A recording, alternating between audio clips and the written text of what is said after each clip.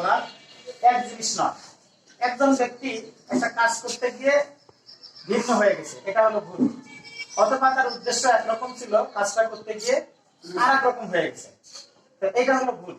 কিন্তু যে ইচ্ছা করে একজন ভাইয়ের উপরে জুলুম করেছে, সেটাকে তো আমরা ভুল বলতে পারি না। যেমন দেহতিতে আমাদের দুইজন ভাইকে গুলি করে হত্যা করা হয়েছে, শহীদ মিরাজুল ইসলাম এবং শহীদ হাদিউজ্জামান।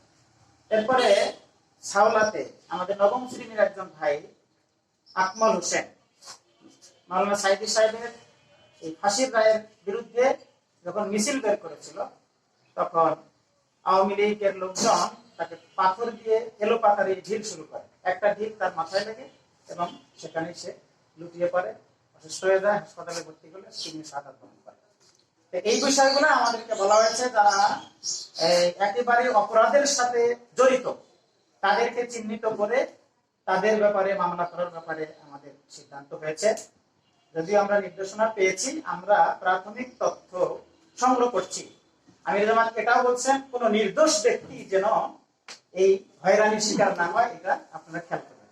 তো আমরা খুবই চিন্তা ভাবনা করে আগাচ্ছি, যাতে করে কোন নির্দোষ ব্যক্তি। সরকারি কলেজের এখন লেকচারার, বিভাগীয় প্রধান দর্শক। আমি অবশ্য গভর্নমেন্ট হইনি, গভর্নমেন্ট আমাকে করা হয়নি, আপনাদের সামনে পলিটিক্যাল পরিচয় নিয়ে এখনো আছি। আমি জামাত ইসলামী রংপুর জেলা সুরা এবং কলা পরিষদের সদস্য, মানব সম্পদ বিভাগের সভাপতি। পীরগাছা জামাতে আমি ছিলাম 12 সাল থেকে 16 সাল। এই এখন জেলা জামাতে কাজ করি। আমরা দলীয় ভাবে করবো, আপনারা এগিয়ে আসবেন, জনগণ যে আপনারা কাউকে দ্বারা ব্যবহার হবেন না, আপনাদের আইনের আমার সাংবাদিকতা